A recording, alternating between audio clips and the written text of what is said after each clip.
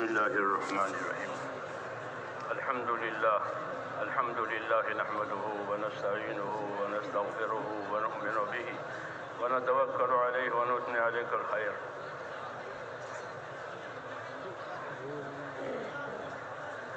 ونعوذ بالله من شرور أنفسنا ومن سيئات أعمالنا، من يهده الله فلا مضل له ومن يضلله فلا هادي له، ونشهد أن لا إله إلا الله وحده لا شريك له، ونشهد أن سيدنا ومولانا محمدا عبده ورسوله صلى الله تعالى عليه وعلى آله وصحبه وبارك وسلم تسليما كثيرا. أما بعد، فأعوذ بالله من الشيطان الرجيم. بسم الله الرحمن الرحيم. إن الذين قالوا ربنا الله ثم استقاموا تتنزل عليهم الملائكة ألا تخافوا ولا تحزنوا وابشروا بالجنة التي كنتم توعدون، نحن أولياؤكم في الحياة الدنيا وفي الآخرة، ولكم فيها ما تشتهي أنفسكم ولكم فيها ما تدعون، نزلا من غفور رحيم. ومن أحسن قولا ممن دعا إلى الله وعمل صالحا وقال إنني من المسلمين. صدق اللہ العظیم. میرے بزرگوں اور بھائیوں، جیسے میں نے عرض کیا تھا کہ دین کی باتیں سنی جاتی ہے دین کے کاموں کے لیے،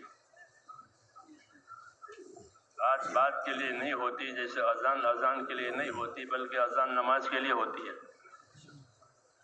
ایسے ہی دین کی باتیں دین کے کام کے لیے ہوتی ہے، کہ دین کی بات سنیں گے تاکہ اس کی فضیلت، اس کا فائدہ معلوم ہو جائے، اس کی اہمیت معلوم ہو جائے. اور یہ باتیں اہمیت اور فضیلت کے ساتھ سن کر اپنی زندگی کو عمل پر ڈالنا ہے. وہی اصل ہے کہ اپنی زندگی عمل پر پڑ جائے. دعوت اور تبلیغ کا یہ جو کام ہے وہ زندگی کی ذمہ داریوں کو سمجھنے کا نام ہے کہ یہ ہماری زندگی کی کیا کیا ذمہ داریاں ہیں. اللہ تعالیٰ نے اس دنیا کو ذمہ داریوں کی جگہ بتایا ہے اور آخرت کو اس کے جزا اور بدلے کی جگہ بتایا ہے کہ یہاں عمل ہوگا وہاں بدلہ ہوگا. تو یہ زندگی عملی زندگی ہے. یہاں اپنے عمل کو صحیح کرنا ہے. اللہ نے عمل کو صحیح کرنے کے لیے ہماری رہبری کی ہے. ایمان سے، علم سے، یہ دو چیزیں ہم کو دی گئی ہیں. ایک تو ہم کو ایمان دیا، لا الہ الا اللہ محمد رسول اللہ. یہ ایمان کا کلمہ ہے، یہ اللہ کے تعلق کا کلمہ ہے، یہ اللہ سے عہد و پیمان کا کلمہ ہے کہ اس ذریعے سے اللہ تعالیٰ سے ہمارا عہد ہے کہ ہم تیرے بندے ہیں اور تیرے حکموں والی زندگی گزاریں گے، تیری مرضی کے خلاف نہیں کریں گے. یہ عہد ہے ایمان اللہ تعالیٰ سے، اور یہی سب کچھ ہے. ایمان اللہ کا تعلق کا نام ہے. پھر اللہ کے تعلق کا تقاضا ہے کہ اللہ کے تعلق کا کیا تقاضا ہے کہ اللہ کے تعلق کا تقاضا یہ ہے کہ اس کی اطاعت کی جائے. اللہ کے تعلق کا یہ تقاضا ہے، ایمان کا یہ تقاضا ہے کہ زمین پر اللہ تبارک و تعالیٰ کی اطاعت کی جائے، اس کی بات مانی جائے، اللہ کی باتوں کو سنا بھی جائے، سیکھا بھی جائے، اس پر عمل بھی کیا جائے اور دوسروں تک پہنچے اور پھیلے، اس کی محنت بھی کی جائے. یہ ہماری ذمہ داری ہے.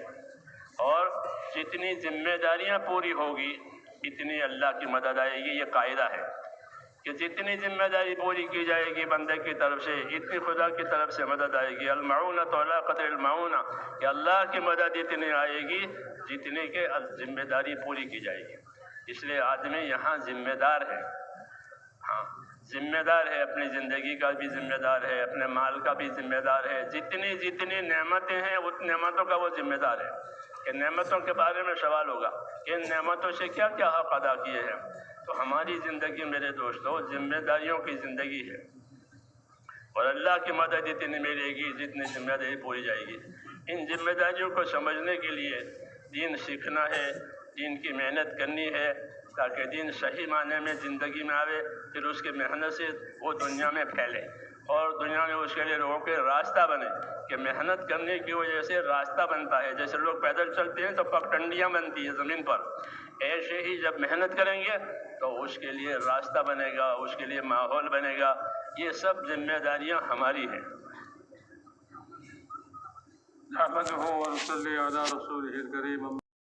تو میں نے یہ عرض کیا کہ ہماری زندگی ذمہ داریوں کی زندگی ہے، اور جتنی ذمہ داری پوری کی جائے گی اتنی اللہ تعالیٰ کی طرف سے مدد آئے گی، کوئی دوسرا راستہ نہیں ہے۔ اگر اللہ مدد کرے تو سب چیزیں آسان ہیں، اللہ مدد نہ کرے تو کوئی چیز آسان نہیں ہے۔ سارا مسئلہ اللہ تعالیٰ نے اپنے پاس رکھا ہے، اپنے قبضے میں رکھا ہے۔ ایک پتا بھی اللہ کے چاہے بغیر گر نہیں سکتا۔ لا تسقط من ورقۃ الا یعلمها، کوئی پتا کسی طرح سے گرے وہ اللہ کے علم میں، اللہ کے چاہنے سے وہ گرا ہے۔ تو ہر چیز کو اللہ تعالیٰ جانتے ہیں، اللہ کے چاہنے سے ہوتا ہے۔ اس لیے ہمارا رخ اللہ تعالیٰ کی طرف ہو جائے، یہ مقصدی زندگی ہے کہ زندگی کا رخ اللہ تعالیٰ کی طرف ہو جائے۔ اور اللہ تعالیٰ کی طرف زندگی کا رخ ہونے کا مطلب یہ ہے کہ اللہ تعالیٰ نے زندگی میں جو جو ذمہ داریاں ہم کو دی ہیں وہ ہماری زندگی میں پوری ہو جاوے، وہ صحیح ہو جاوے۔ یہ کام ہے ہمارا۔ اس میں سب سے پہلے اللہ تعالیٰ کا تعلق ہے کہ ہمارا ایمان بنے۔ ایمان، لا الہ الا اللہ، یہ اصل ہے، ساری چیزوں کی یہی بنیاد ہے کہ ہمارا ایمان بنے اور ہمارے ایمان میں ایسی طاقت آوے کہ وہ طاقت ہمیں اللہ تبارک و تعالیٰ کی طرف، اس کے حکموں کی طرف چلا۔ اس لیے کلمے کی محنت، جیسے دنیا میں کوئی چیز ہوتی ہے اس کی محنت ہوئی ہے، زمین کی محنت، مال کی محنت، ایسے کلمہ اور کلمہ کی محنت کہ ہم کو اللہ تعالیٰ نے کلمہ دیا ہے لا الہ الا اللہ، اور کلمے کی محنت کے ساتھ ہے۔ جب کلمہ اپنی محنت کے ساتھ ہوگا تو پھر یہ زندگی فائدہ دے گی، کلمے والی زندگی۔ لا تزال لا الہ الا اللہ تنفع من قالها وترد عنه البلاء ما لم يستخفوا بحقها الہی، کہ یہ کلمہ اپنے پڑھنے والوں کو برابر نفع دیتا رہے گا، مصیبتوں کو، بلاؤں کو ان کے اوپر سے دور کرتا رہے گا، بشرطے کہ اس کے حق ادا کرنے میں کوتاہی نہ کی جائے۔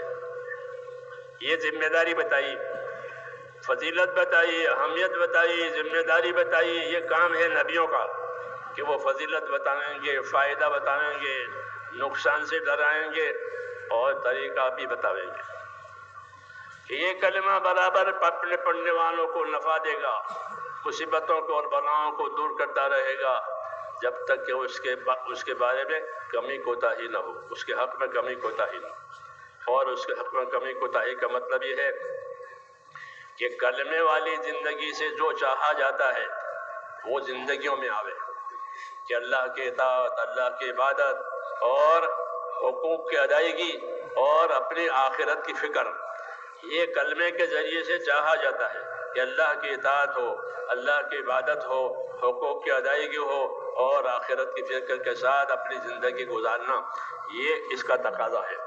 جب یہ بات ہوگی تو اللہ تعالیٰ کلمے کی برکات کو اور کلمے کے فوائد کو ظاہر کریں گے، کہ یہ کلمہ ہے نفع دینے کے لیے، بلاؤں کو، مصیبتوں کو دور کرنے کے لیے، بشرطے کہ اس کا حق ادا کیا جائے۔ یہ اس کا حق ہے کہ اللہ کی مرضیات کو، اللہ کی پسندیدہ چیزوں کو اپنی زندگیوں میں لانا، اور اپنی زندگیوں میں لاتے ہوئے دنیا میں اس کے لیے محنت کرنا، یہ ہمارا کام ہے کہ جو اللہ کی مرضیات ہے اس کو اپنی زندگی میں لانا، کیونکہ زندگی امانت ہے۔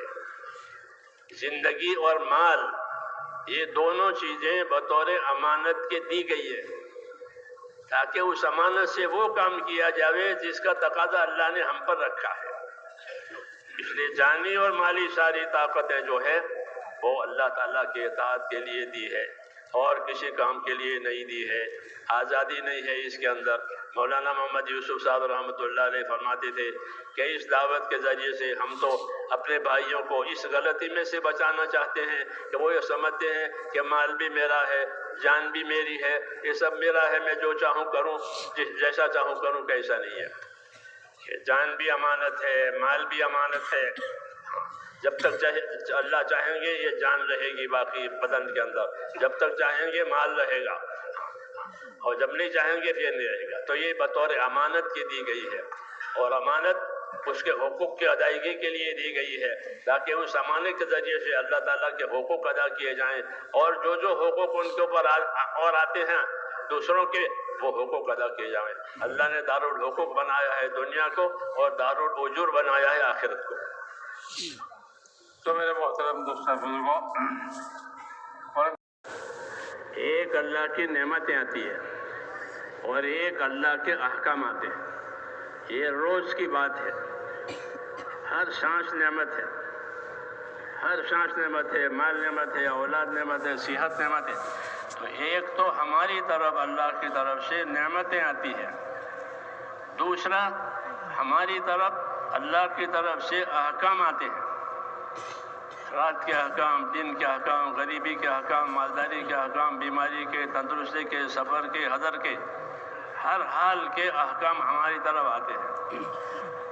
تو ہماری طرف حالات بھی آتے ہیں، ہماری طرف احکام بھی آتے ہیں، اس کا جاننا ضروری ہے۔ ہاں، عام طور پر لوگ حالات کو دیکھتے ہیں، احکام کی طرف توجہ نہیں ہوتی، حالانکہ حالات کا علاج ہی احکام پر چلنا ہے۔ حالات اگر صحیح نہیں ہے تو اس کا علاج یہ نہیں ہے کہ حالات کا رونا رویا جاوے، کہ نہیں، حالات کا علاج یہی ہے کہ اللہ تعالیٰ کے حکموں پر چلا جائے۔ اگر اللہ تعالیٰ راضی ہو گیا تو اللہ تعالیٰ حالات اپنی قدرت سے دنیا کی بھی صحیح کرے گا، آخرت کے بھی صحیح کرے گا۔ من اصلح ما بینہ و بین اللہ اصلح اللہ ما بینہ و بین خلقہ، کہ جو لوگ اپنا اور خدا کا معاملہ ٹھیک کر لیں گے تو اللہ ان کا اور مخلوق والوں کا معاملہ ٹھیک کر دے گا۔ یہ معاملے ٹھیک ہو جاتے ہیں بشرطے کہ اللہ تعالیٰ راضی ہو جائے، اس لیے کہ اللہ تعالیٰ نے سارے امور کو اپنے قبضے میں رکھا ہے، کسی کے قبضے میں کچھ نہیں ہے، اور جو کسی کو کچھ قبضے میں نظر آتا ہے وہ صورتاً ہے، حقیقت میں ہر چیز کا نتیجہ اللہ تعالیٰ کے ہاتھ میں ہے۔ الا لہ الخلق والامر، فرمایا یاد رکھو مخلوق بھی اللہ کی ہے اور فیصلہ بھی اللہ کا ہے۔ جو فیصلہ اللہ کریں گے مخلوق میں وہ فیصلہ ہوگا، خیر کا فیصلہ ہوگا تو خیر آئے گی، دوسرا فیصلہ ہوگا تو دوسری بات آئے گی، نفع کا فیصلہ، نقصان کا فیصلہ، کامیابی کا فیصلہ، یہ سب اللہ تعالیٰ کی طرف سے ہے کہ حالات سارے کے سارے اللہ تعالیٰ نے اپنے قبضے میں رکھے ہیں، اور اسباب اور چیزیں اللہ تعالیٰ نے ہم کو اپنے ہمارے قبضے میں دی ہے، یہ بطور امتحان کے دی ہے کہ ان چیزوں کو تمہارے ہاتھ میں دے کر دیکھنا ہے کہ تم ان چیزوں میں کیسے چلتے ہو۔ حدیث پاک میں ہے کہ اللہ تعالیٰ فرمایا کہ یہ دنیا ہری بھری اور میٹھی ہے۔ حدیث پاک میں کہ یہ دنیا ہری بھری اور میٹھی ہے، ایک تشبیہ ہے۔ جب شروع میں بارش ہوتی ہے تو شروع بارش سے جو گھاس اگتی ہے وہ گھاس بہت ملائم ہوتی ہے، ریشم کی طرح، اور میٹھی بھی بہت ہوتی ہے۔ جانور اس کو چرنے لگتا ہے تو پھر وہاں سے ہٹتا نہیں، چاہے پیچھے سے کوئی اس کو ڈنڈا مارے۔ یہ تشبیہ دی ہے کہ دنیا ہری بھری اور میٹھی ہے، اور اس کو ہرا بھرا اور میٹھا کیوں بنایا گیا ہے؟ کہ اس میں رکھ کر تمہارا امتحان دیکھنا ہے، تمہارا امتحان کرنا ہے کہ تو اس میں کیسے چلتے ہو۔ وَإِنَّ اللَّهَ تَعَالَى مُسْتَخْلِفُكُمْ فِيهِ فَيَنْظُرَ كَيْفَ تَعْمَلُونَ، کہ اللہ تمہیں اس دنیا میں ایک کے پیچھے ایک کو لائے گا۔ پہلے ہمارے دادا تھے، وہ چلے گئے، پھر ابا آئے، پھر وہ چلے گئے، اب بیٹے آئے، وہ بھی چلے جائیں گے، اب پوتے آئیں گے، ایک کے بعد ایک کا جانشین ہوتا ہے۔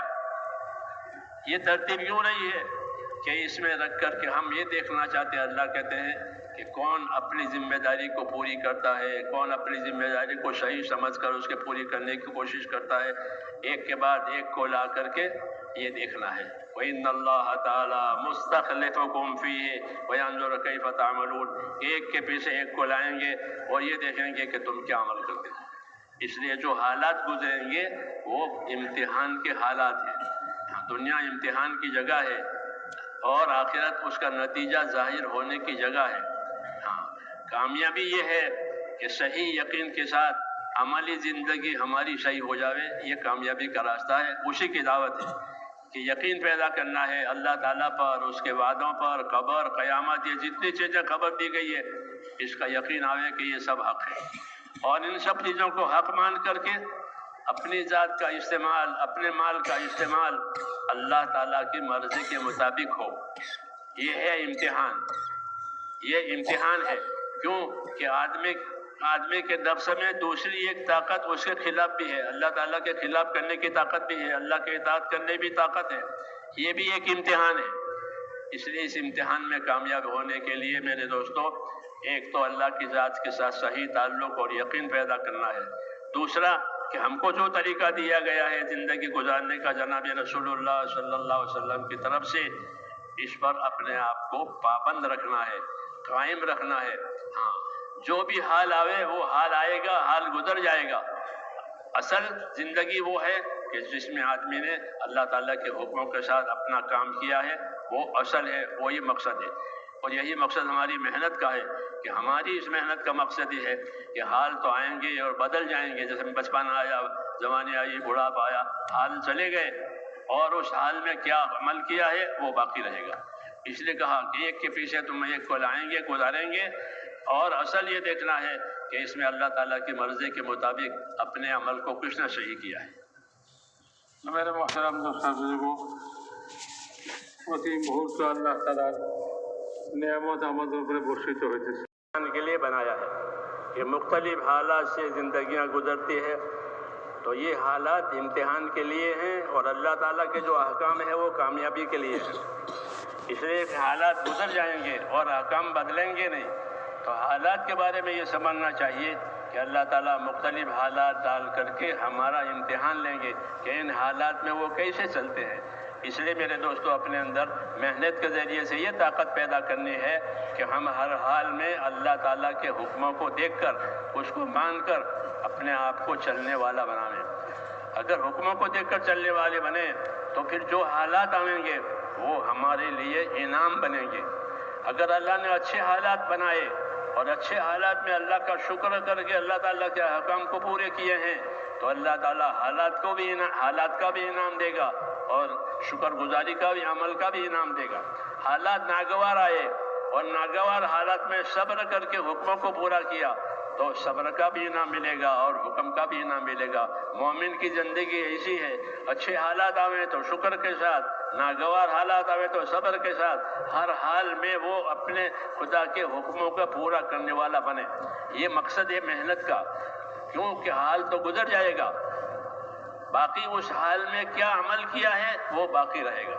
اس لیے ہمیں ہر حال میں اس بات کا حکم ہے کہ اللہ تعالیٰ کے حکموں پر ہم باقی رہیں. اس کو استقامت کہتے ہیں، اس کو استقامت کہتے ہیں. اللہ تعالیٰ نے نبی کو بھی اور امت کو بھی استقامت کا یعنی اپنے آپ کو پابند رہنے کا حکم دیا ہے. فاستقم کما امرت ومن تاب معک. اے نبی، جس بات کا آپ کو حکم دیا جائے آپ اس پر استقامت اور پابندی کے ساتھ رہیں.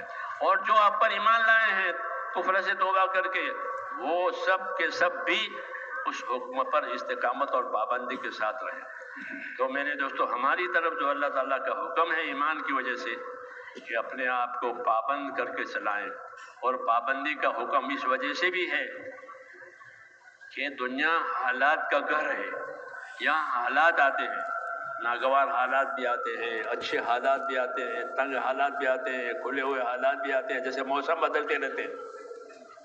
تو سوال یہ ہے کہ حالات میں کیسا چلے؟ کیا حال کو دیکھ کر چلے یا حکم کو دیکھ کر چلے کہ بھئی میرا حالت اچھا نہیں ہے، میرا حال اچھا نہیں ہے؟ تو کہ نہیں، حال کو دیکھ کر نہیں چلنا ہے، حکم کو دیکھ کر چلنا ہے ہر حال میں. فاستقم کما امرت ومن تاب معک، کہ آپ قائم رہیں حکم پر، اور جو آپ پر ایمان لائے ہیں وہ بھی حکم پر قائم رہیں. اس محنت کا یہ مقصد ہے کہ ہمارے اندر ایمان کی، آخرت کی فکر کی اتنی طاقت پیدا ہو جاوے کہ جس کی وجہ سے ہم ہر حال میں اللہ تعالیٰ کے حکموں کو اپنی زندگی میں پورے کرنے والے، اس کے تقاضے کو پورے کرنے والے بنے. اس کو استقامت کہتے ہیں. تو استقامت کا حکم اس لیے دیا گیا ہے کہ یہاں ہر قسم کے حالات آتے ہیں اور وہ گزر جائیں گے. اس لیے مسئلہ حالات کا نہیں ہے، حالات تو اللہ امتحان کے لیے لاتے ہیں اور پھر وہ گزر جاتے ہیں. اس حالات میں جس نے جو عمل کیا، اگر اچھا کیا تو اچھے عمل کا اچھا بدلہ ملے گا، نہیں تو دوسری بات ہوگی، حال اپنی جگہ گزر جائے گا. اس لیے ہمیں یہ تعلیم دی ہے کہ ہماری نظر ہر وقت میں اللہ تعالیٰ کے حکموں کی طرف، اس کے اطاعت کی طرف ہو. حالات اچھے آئیں تو شکر کے ساتھ، حالات ناگوار آئیں تو صبر کے ساتھ. حالات بدل گئے، حکم نہیں بدلے گا، ہاں حکموں کے طریقے بدلیں گے. کہ حکموں کے طریقے بدلتے رہتے ہیں. غریبی میں عمل کرنے کا طریقہ الگ ہے، مالداری میں الگ ہے، بیماری میں الگ ہے. طریقے بدلتے ہیں، اور طریقے اس لیے بدلتے ہیں تاکہ آسانی رہے. کیونکہ ایک ہی طریقہ ہو تو مشکل ہو جاتا ہے، بلکہ طریقے اللہ تعالیٰ نے متعدد رکھے ہیں. ہاں، غریبی کے، مالداری کے، تندرستی کے، بیماری کے، سفر کے، حضر کے الگ الگ طریقے اس لیے دیے تاکہ آسانی ہو جاوے اللہ تعالیٰ کے حکموں پر، اور حکموں پر استقامت نصیب ہو جاوے. کہ استقامت اور اپنے آپ کو پابند کرنا یہ اصل ہے. جب اس طریقے سے عملی زندگی بنتی ہے اور ایسی بنتی ہے جیسے اللہ تعالیٰ چاہتے ہیں، تو پھر اللہ تعالیٰ اس کی برکت سے حالات کو بھی صحیح کر دیتے ہیں. ہاں، پھر حالات میں خیر لاتے ہیں، حالات میں آسانی لاتے ہیں. ایک دور ہوتا ہے امتحان کا، محنت کا، اس میں آدمی بن جاتا ہے، اس کے عمل بن جاتے ہیں، تو پھر انجام اللہ تعالیٰ اس کا اچھا بنا دیتے ہیں. پھر اللہ تعالیٰ خیرات بھی دیتے ہیں، برکات بھی دیتے ہیں، مدد بھی دیتے ہیں. وَلَوْ أَنَّ أَهْلَ الْقُرَىٰ آمَنُوا وَاتَّقَوْا لَفَتَحْنَا عَلَيْهِمْ بَرَكَاتٍ مِّنَ السَّمَاءِ وَالْأَرْضِ. کہ یہ بستی میں رہنے والے، شہروں میں رہنے والے لوگ اپنی زندگی ایمان والی بناویں، اپنی زندگی تقویٰ طہارت والی بناویں. ہاں، یعنی کرنے کے کام کریں، نہ کرنے کے کام نہ کریں. تقوی کا یہ تقاضا ہے کہ نہ کرنے کے کام نہ کریں، اور ایمان کا تقاضا یہ ہے کہ جو کرنے کے کام ہے وہ کریں. تو اگر یہ بستیوں میں رہنے والے لوگ اپنی زندگی ایمان والی بناویں، اپنی زندگی تقوی والی بناویں، خدا سے ڈر کر زندگی گزاریں، تو ہم ان کے لیے آسمانوں سے بھی برکتیں کھولیں گے اور زمینوں سے برکت کھولیں گے. فتحنا علیہم برکات من السماء والارض. اس میں اس طرف اشارہ کیا ہے کہ اگر ہماری زندگی صحیح رہی تو ہمارے حالات بھی صحیح ہو جائیں گے. اللہ نے حالات کا تعلق اسی سے جوڑا ہے. حالات کا تعلق اسباب سے نہیں ہے کہ اسباب ہوں گے تو حالات صحیح ہو جائیں گے، لیکن حالات اسباب سے تعلق نہیں رکھتے، بلکہ حالات کا تعلق عمل سے ہے. کہ اگر عمل ہوا، ایمان ہوا، تقویٰ ہوا، حقوق کی ادائیگی ہوئی، تو اللہ تعالیٰ حالات اچھے لاویں گے. دنیا میں بھی حالات اچھے لاتے ہیں اور آخرت میں بھی حالات. یہ بشارتیں ہیں اور آگاہی بھی ہے کہ حالات صحیح کرنے کے لیے اپنی زندگی کی ذمہ داریوں کو پورا کرنا ہے. তো মেরে মহতরম দোস্ত বুজুর্গ, বলে যে ভাই দুনিয়া তো বিভিন্ন রকম অবস্থা পরিবর্তন হওয়া. دوسری بات یہ ہے کہ شیطان بھی دنیا میں ہے، وہ بھی اپنا کام کرتا ہے. جس طرح اللہ تعالیٰ حکم دیتے ہیں، حکموں میں کامیابی بتاتے ہیں، حکموں کی برکتیں بتاتے ہیں، دوسری طرف شیطان کا بھی کام ہے. اس کا کام ایک یہ ہے کہ وہ آدمی کو حالات سے ڈراتا ہے. حدیثوں میں ہے کہ وہ حالات سے ڈراتا ہے کہ تم اگر اللہ کے راستے میں چلے گئے، تم اللہ کام کے نہیں کرنے میں تمہارا کیا ہوگا، تمہارے بچوں کا کیا ہوگا. اس کا تخویف، یہ اس کا کام ہے، ڈرانا، حالات سے ڈرانا. حالانکہ حالات تو اللہ تعالیٰ کے قبضے میں آئیں گے، گزر جائیں گے. اصل ڈرنے کی چیز تو اللہ کا عذاب ہے، وہ ڈرنے کی چیز ہے. لیکن وہ اللہ کے عذاب سے نہیں ڈراتا، بلکہ آدمی کو حکموں پر عمل کرنے کی صورت میں حالات سے ڈراتا ہے، دنیا کے نقصان سے ڈراتا ہے. اس کو تخویف کہتے ہیں. اس کا ایک کام یہ ہے کہ وہ آپ کو حالات سے ڈرائے گا کہ تمہارا کیا. حدیثوں میں ہے کہ جب آدمی ایمان قبول کرتا ہے تو اس کو شیطان ڈراتا ہے، تم نے تو ایمان قبول کیا، دین قبول کیا، تمہارے باپ دادا کا دین چھوڑ دیا، اب تمہارا کون پرسان حل ہوگا. تو اس کو ڈراتا ہے تاکہ وہ پیچھے چلا جائے. تو شیطان کا کام ڈرانا ہے، کس سے؟ کہ حالات سے.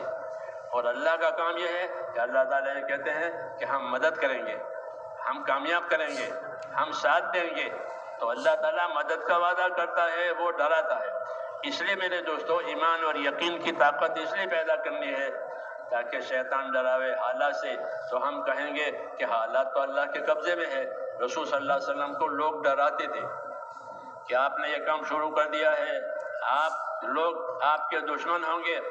تو اللہ تعالیٰ نے آپ صلی اللہ علیہ وسلم کو یہ تلقین کی کہ ان سے کہو کہ کچھ بھی ہو، قل لن یصیبنا الا ما كتب اللہ لنا، کہ لوگوں سے کہو کہ ہم کو تو وہ بات پہنچے گی نفع کی، نقصان کی، وہ جو اللہ نے ہمارے لیے لکھی ہے.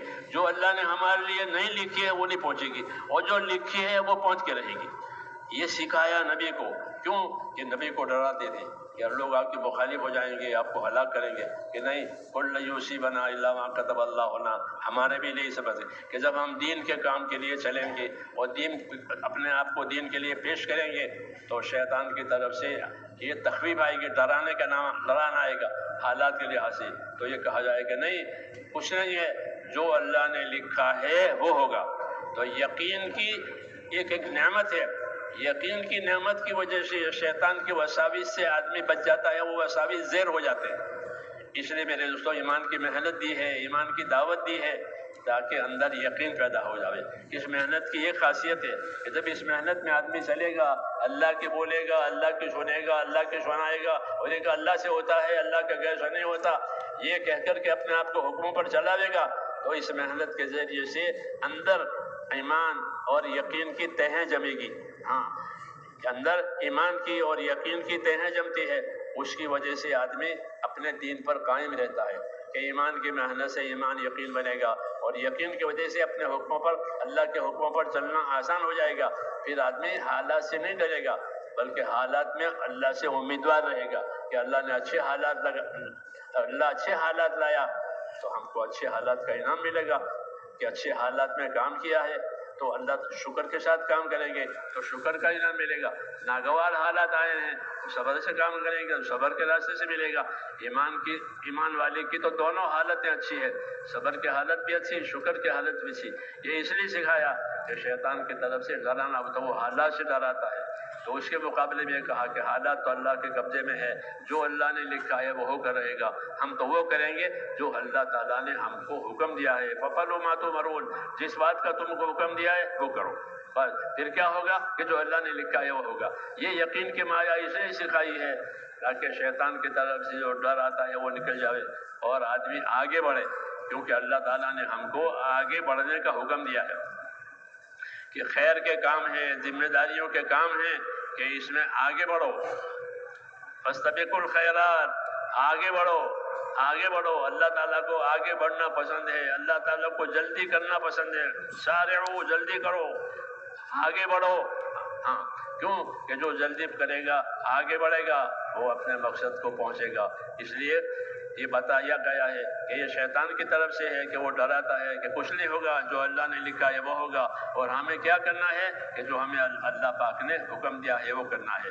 اللہ تعالیٰ نے حکم پر چلنے کے فضائل بتائے ہیں، حکم پر چلنے کے برکتیں بتائی ہیں کہ حکموں پر چلو گے تو یہ برکتیں ہوگی، کہ اللہ کے راستے میں نکلیں گے، اللہ کے دین کی محنت کریں گے کہ اللہ تعالیٰ مصیبتوں کو اور بلاؤں کو اٹھا لیں گے.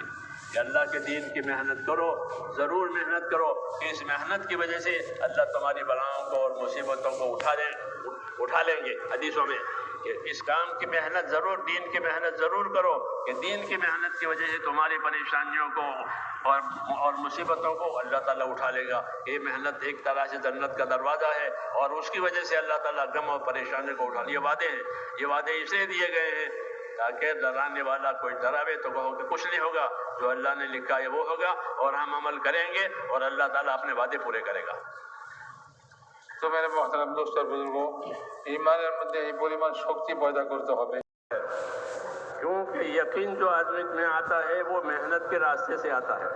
جس لائن کی محنت کرے گا اس لائن کا یقین دل میں آئے گا. مال کی محنت کرے گا تو مال کا یقین آئے گا کہ مال ہوگا تو سارے کام ہو جائیں گے، مال نہیں ہوگا تو کچھ نہیں ہوگا. اس طرح جس چیز کی محنت کرے گا اس چیز کا یقین اندر بنتا ہے. باہر شکل بنتی ہے، اندر یقین بنتا ہے. حضرت فرماتے تھے کہ آدمی کی محنت سے باہر شکل بنتی ہے، اندر یقین بنتا ہے. مثال کے طور پر ایک آدمی نے محنت کر کے مال جمع کیا، مال جمع کر کے ایک بلڈنگ بنائی، اس کے کمرے بنائے. کہ اب یہ کمرے کرایہ پر دیں گے اور کرایہ آتا رہے گا، کھاتے رہیں گے، زندگی بسر ہو جائے گی. تو شکل بنی بلڈنگ کی اور اندر یقین بنا کہ اب اس میں سے جو آمدنی آئے گی اس پر ہمارا گزارا ہو جائے گا. یہ تو آدمی کی محنت سے شکلیں بنتی ہیں اور وہ شکلوں کا یقین دلوں میں آتا ہے. اسے دنیا کی ترقی اس طرح سے ہو رہی ہے کہ مختلف شکلیں پیدا ہوتی ہیں. حکومت کی شکل، تجارت کی شکل، زراعت کی شکل، مختلف شکلیں محنت سے پیدا ہوتی ہے اور مختلف شکلوں کا یقین آتا ہے. اس لیے آدمی اس کے اندر سمٹا رہتا ہے.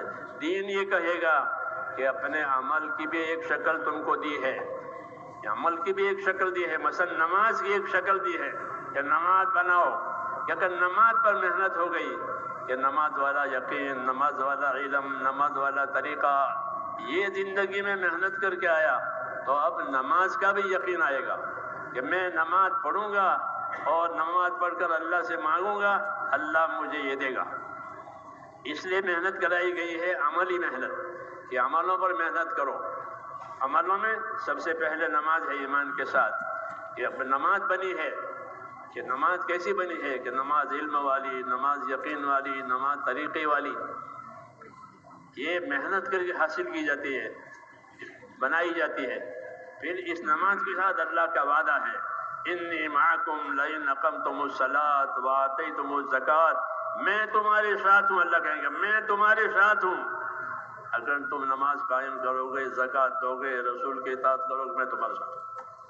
تو ایمان کی محنت کے ذریعے سے اعمال پر محنت کی جاتی ہے، اور وہ اعمال بنتے ہیں تو پھر یقین بنتا ہے کہ ہم نے نماز پڑھی ہے اور اللہ نے نماز پر مدد کا وعدہ کیا ہے، تو وہ وعدہ پورا ہوگا۔ پھر آدمی حالات سے متاثر نہیں ہوگا، بلکہ اللہ کے وعدوں کا یقین محنت کی وجہ سے غالب آئے گا۔ یہ الگ بات ہے کہ کبھی اللہ کی مدد اور اللہ کا وعدہ تاخیر سے آوے، کبھی اللہ کا وعدہ جلدی پورا ہو جائے، یہ تو اللہ کی حکمت پر ہے، لیکن اللہ تعالیٰ اپنا وعدہ جو کیا ہے وہ ضرور پورا کرے گا۔ اس لیے ہم کو محنت کی دعوت دی ہے کہ ایمان کی محنت کے ساتھ اعمال کی محنت، اور اعمال میں سب سے اونچا عمل کہ وہ نمازیں ہیں، کہ اپنی نمازوں پر محنت کرو، کہ نماز علم والی، نماز یقین والی، نماز طریقوں والی، استقامت والی، اس نماز پر حق تعالیٰ شانہ مدد کے فیصلے کریں گے۔ تمام نبیوں کو اللہ تعالیٰ نے مدد کے لیے ایک نماز دی تھی، کہ نماز کے ذریعے سے انہوں نے اپنے حالات اللہ تعالیٰ سے بنوائے، کیونکہ حالات آتے ہیں، حق کا جو راستہ ہوتا ہے، حق کے راستے میں حالات آتے ہیں۔ حضرت فرماتے تھے کہ جو راستہ حق ہے اس کی ابتدا ناگواریوں سے ہوگی، کہ جب آدمی حق راستے پر چلنے کا ارادہ کرے گا اور فیصلہ کرے گا تو سب سے پہلے ناگواریاں آئے گی، مخالفتیں آئے گی، مختلف قسم کی، اندر کی باہر کی مختلف ناگواریاں، کہ حق کے والے راستے پر ناگواریاں ہیں، باطل والے راستے پر خواہشات ہیں۔ حق کی ابتدا ناگواریوں سے ہوگی اور انتہا کامیابیوں سے ہوگی، کہ آدمی حق پر رہے گا تو ناگواری آئے گی۔ انبیاء کرام علیہ السلام پر، صحابہ کرام پر جب اس راستے پر انہوں نے لیا تو سب سے پہلے ناگواری آئی، دشواریاں آئی، مخالفتیں آئی، تنگیاں آئی، اس پر وہ جمے رہے تو اللہ تعالیٰ نے حالات کو بدل دیا، کہ ابتدا ناگواریوں سے ہوگی اور انتہا کامیابیوں سے ہوگی۔ یہ حق کے راستے کی ترتیب ہے۔ کیوں؟ یہ اس لیے بتایا کہ شیطان ڈراتا ہے، ڈرنے کی کوئی بات نہیں ہے، اللہ کی ایک ترتیب ہے کہ اس راستے سے چلائیں گے، ناگواریوں کے راستے سے آدمی میں پختگی آئے گی، مضبوطی آئے گی، اور پھر انجام میں اللہ آسانی کریں گے کہ حالات بدل جائیں گے۔ ان مع العسر یسرا، ان مع العسر یسرا، کہ گھبرائے نہیں، دشواری کے ساتھ آسانی آئے گی۔ اور نماز بھی اس لیے دی ہے کہ کوئی حال آتا ہے، کوئی ناگواری آتی ہے تو اپنے حال اور ناگواری کا علاج اللہ سے مدد سے کرو، اور اللہ کی مدد کے لیے اپنا عمل یعنی نماز بناؤ۔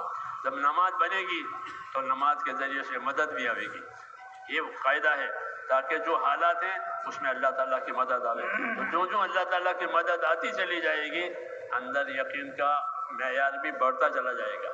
ہاں، اس لیے پہلے ایک ناگواری آئے گی، اس کو مدد لے کر کے اس ناگواری کا علاج کر دیا، اب اس سے اگلی آئے گی، وہ ذرا اور بھاری آئے گی، کیونکہ ایک یقین بنا ہے اندر۔ تو اب اللہ تعالیٰ سے مدد لے کر کے اور اس کی ذمہ داری پوری کر کے اس کو بھی اللہ تعالیٰ سے حل کراوے گا تو اور یقین بڑھے گا۔ اس طرح جو اللہ تعالیٰ آزمائش میں ڈالیں گے اور آدمی کام پر رہے گا تو اس کا یقین بڑھتا چلا جائے گا، اس لیے اس کو اندر اطمینان ہوگا کہ میرے ساتھ اللہ تعالیٰ کی مدد ہے۔ تو میرے دوست، اس طرح اللہ تبارک و تعالیٰ اس راستے میں، دین کے راستے میں ناگواریوں کے ساتھ چلاتے ہیں اور انجام اور نتیجے میں کامیابی دکھاتے ہیں۔ اس لیے فرماتے تھے کہ حق کی ابتدا ناگواریوں سے ہوگی اور انتہا کامیابیوں سے ہوگی، اور باطل کی ابتدا کہ آدمی باطل کا راستہ لیا ہے حق کے مقابلے میں، تو باطل کی ابتدا خواہشات سے ہوگی، کہ آدمی نے راستہ غلط لیا ہے، باطل کا راستہ لیا ہے تو خواہشات پوری ہو جائے گی، من چاہیاں پوری ہو جائے گی، من چاہیوں کے اسباب آئیں گے، اور یہ خوش ہے کہ اس کا خوش ہونا غلط ہے، اس کا انجام برا ہوگا، انجام اس کا اچھا نہیں ہوگا، برا ہوگا۔ کیوں کہ یہ من چاہی ہے۔ تو فرماتے تھے کہ حق کی ابتدا ناگواریوں سے ہوگی اور انتہا کامیابی سے ہوگی، اور باطل کا راستہ لیا ہے تو ابتدا خواہشات سے ہوگی اور نتیجہ نامرادیوں سے ہوگا۔ کہ باطل کہ نامرادیوں پر جا کے ختم ہوتا ہے، پھر نہ وہ خواہشات لیتی ہے نہ مراد پوری ہوتی ہے، تو نہ یہاں کا ہے نہ وہاں کا ہے، نامراد ہو جاتا ہے۔ یہ اللہ تعالیٰ کی ترتیب ہے اور ہم کو ترتیب سمجھائی ہے کہ ناگواریوں کی حق بات ہے، ناگواریوں کی ابتدا ہے۔ انشاءاللہ وہ ناگواریاں بدل جائیں گی۔ ان مع العسر یسرا، ان مع العسر یسرا، یہ کہا کہ گھبرائے نہیں، دشواری کے ساتھ آسانی آنے والی ہے، گھبرائے نہیں، دشواری کے ساتھ آسانی آنے والی ہے۔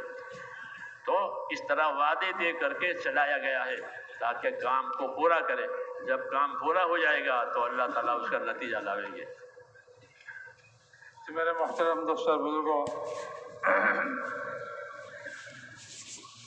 ایمان عمل صحیح ہوتے ہیں اور صحیح عمل کی وجہ سے اللہ کی قدرت سے مدد ہوتی ہے۔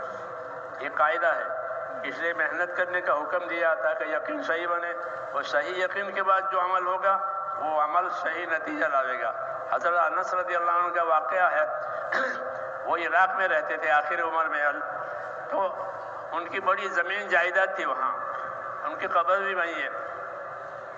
تو ایک مرتبہ بارش رک گئی تو جو زمین کا ذمہ دار تھا اس نے آ کر کہا حضرت پانی نہیں ہے، اور پانی نہ ہونے کی وجہ سے جو ہے سوکھا ہو رہا ہے سارا۔ تو حضرت انس رضی اللہ تعالیٰ عنہ اپنے کمرے میں گئے اور نماز پڑھی، نماز پڑھ کر باہر آئے، باہر آ کر فرما کہ آسمان میں دیکھو کوئی بارش کی علامت ہے، بارش کی نشانی ہے؟ اس نے دیکھا کہ نہیں، کوئی نشانی نہیں ہے۔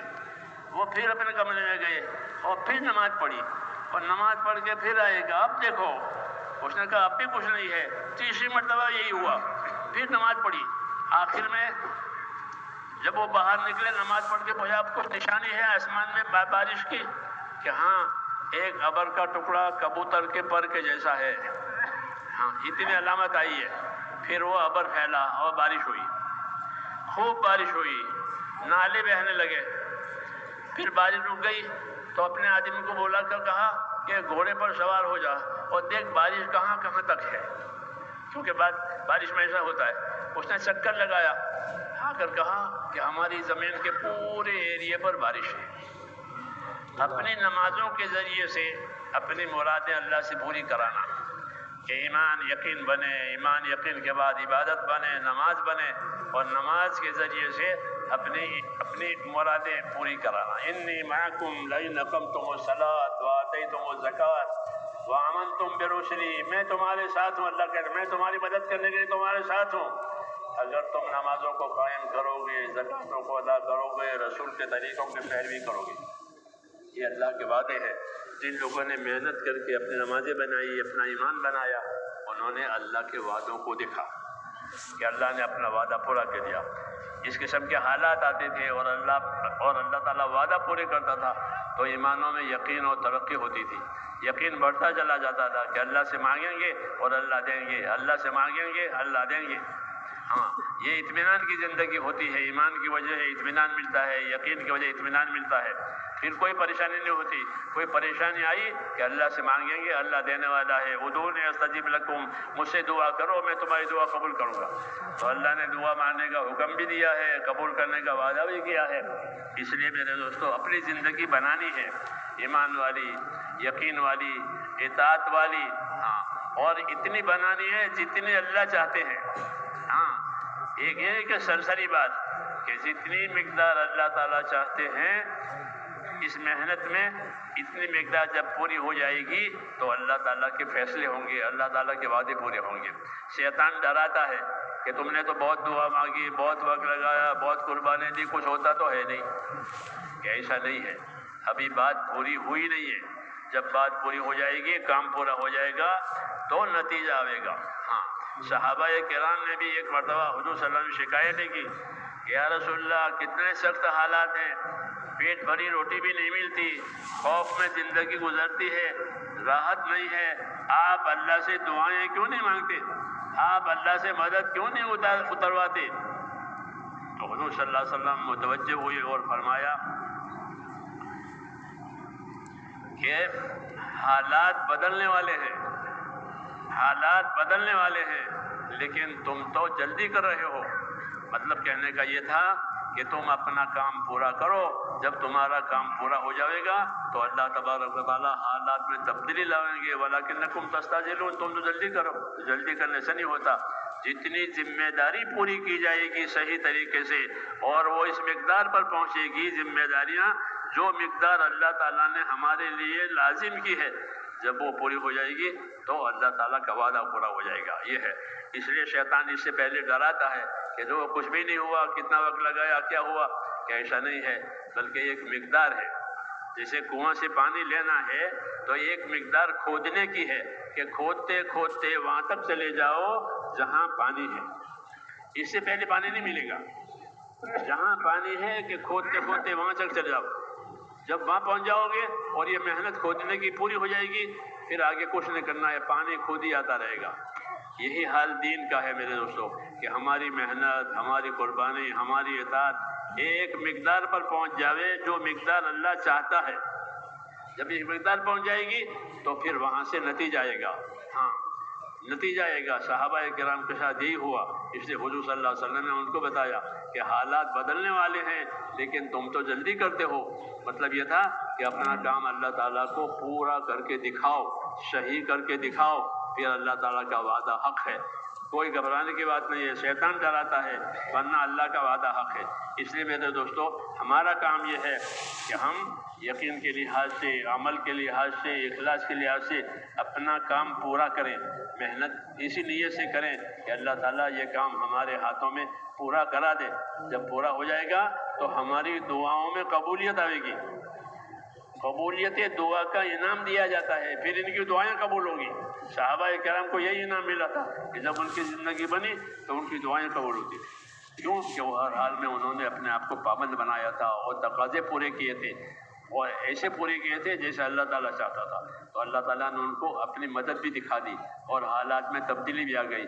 وہی بات ہے کہ حالات بدلنے والے، حضور نے فرمایا حالات بدلنے والے ہیں لیکن تم جلدی کرتے ہو، اسے جلدی نہ کریں، بلکہ جو ہماری ذمہ داریاں ہیں میرے دوستوں، ایمان بنانے کی، اعمال بنانے کی، اخلاق بنانے کی، یہ پوری ہوگی تو اللہ کا وعدہ خود ہی ظاہر ہو جائے گا۔ تو میرے محترم دوست اور بزرگوں، بات یہ ہے کہ جس طرح اللہ رسول کی باتیں سنائی جاتی ہے، ترغیب دی جاتی ہے، شیطان بھی اپنا کام کرتا ہے، وہ تو لگا ہوا ہی ہے، ہاں پیچھے پڑا ہوا ہے۔ شیطان کا ایک کام ہے تخویف، کہ وہ ڈرائے گا آدمی کو حالات سے، یہ ہو جائے گا، یہ ہو جائے گا، یہ ہو جائے گا، اور آدمی ڈر جاتا ہے تو ہنستا ہے کہ دیکھو کچھ ہوا نہیں ہے اور ڈر گیا۔ اس کا ایک کام ہے تخویف، ڈرانا، حالات سے ڈرانا، یہ ہو جائے گا، یہ ہو جائے گا۔ اس لیے کہا کہ کچھ نہیں ہوگا، جو اللہ نے لکھا ہے وہ ہوگا ہی، ہم کو سنایا۔ دوسرا شیطان کا کام یہ ہے کہ وہ ایک عمل کو ایک وقت سے دوسرے عمل پر ٹالنا چاہتا ہے کہ ابھی کیا ضرورت ہے، کہ آج کیا ضرورت ہے، اگلے سال جائیں گے، عید کے بعد جائیں گے، رمضان کے بعد جائیں گے، شادی کے بعد جائیں گے۔ اس کو تصویف کہتے ہیں، تصویف، ابھی نہیں بعد میں، ابھی نہیں بعد میں، اس کو تصویف کہتے ہیں۔ اس کی وجہ سے آدمی کا موقع نکل جاتا ہے۔ شیطان نے اس کو کہا کہ ابھی کیا، بعد میں دوسرا موقع آئے گا، دوسرا سال اجتماع ہوگا، رمضان آئے گا، اس کے بعد جائیں گے۔ یہ تصویف کہلاتی ہے۔ تو ایک تو حالات سے بھی ڈرائے گا، دوسرا کام کو اپنے جگہ سے دوسرے وقت پر ڈالنا سکھائے گا۔ یہ دونوں چیزیں محروم کرنے کے لیے ہے۔ جو شیطان کے ڈرانے سے ڈر گیا اور کام اس کے ہاتھ سے چھوٹ گیا تو ہوگا وہی جو اللہ نے لکھا ہے، اور عمل چھوٹ گیا تو اس کی وجہ سے محرومی آتی ہے۔ اور اگر عمل کو دوسرے وقت پر ٹال دیا تو دوسرے وقت میں پتہ نہیں ہوتا ہے کہ نہیں ہوتا، ہاں دوسرے وقت میں عمل ہوتا ہے کہ نہیں ہوتا ہے، کون جانتا ہے۔ تو یہ چیزیں بھی غلط ہے کہ دوسرے وقت پر کام کو ٹالا جاوے، دوسرے وقت پر عمل کو ٹالا جاوے۔ اس لیے یہ بھی شیطان کی طرف سے ہے۔ اس لیے اللہ تعالیٰ کا حکم ہے کہ استبقوا الخیرات، کہ خیر کی طرف آگے بڑھو، وسارعوا، بادروا، حدیثوں میں ہے کہ بادرو کہ جلدی کرو عمل کی طرف، پتہ نہیں آگے کیا ہو جائے، فتنوں کا زمانہ ہے، اس لیے کہا کہ عمل میں جلدی کرو، فتنے ہیں، آدمی صبح کو ایمان والا تھا شام کو بے ایمان ہو جائے گا، ایسے حالات بن جاتے ہیں، اس لیے کہا کہ ایسے حالات آنے سے پہلے اپنے آپ کو عمل پر قائم کر دو، جلدی کرو۔ تو اللہ رسول نے جلدی کرنے کا، آگے بڑھنے کا حکم دیا، اور شیطان پیچھے ڈالنے کا حکم دیتا ہے۔ اس لیے میرے دوستو اللہ کے اطاعت کا تقاضا یہ ہے کہ جب بات سامنے آوے، ضرورت سامنے آوے، حقیقت سامنے آوے، تو اپنے آپ کو پیش کریں اور اپنے آپ کو تیار کریں کہ پھر آگے اللہ تعالیٰ کی مدد ہے۔ آدمی اپنا عمل کرے گا، خدا مدد دے گا، آدمی اپنا عمل کرے گا، خدا مدد دے گا۔ پیچھے ڈالنے سے آدمی کو محرومی ہو جاتی ہے، پھر وہ پیچھے موقع ہی نہیں ملتا۔ ایسے واقعات ہوئے ہیں کہ پھر موت تک کوئی موقع ہی نہیں ملا، ایسا بھی ہو جاتا ہے۔ یا زندگی نے وفاداری نہیں کی، زندگی نے وفاداری نہیں کی، زندگی ختم ہو گئی۔ تو یہ دونوں باتیں ڈرنے کی ہے، اس نے حکم دیا ہے کہ جب کام کی بات سامنے آوے، تقاضا آوے، تو اپنے آپ کو پیش کریں، جلدی کریں، آگے نہ ڈالیں۔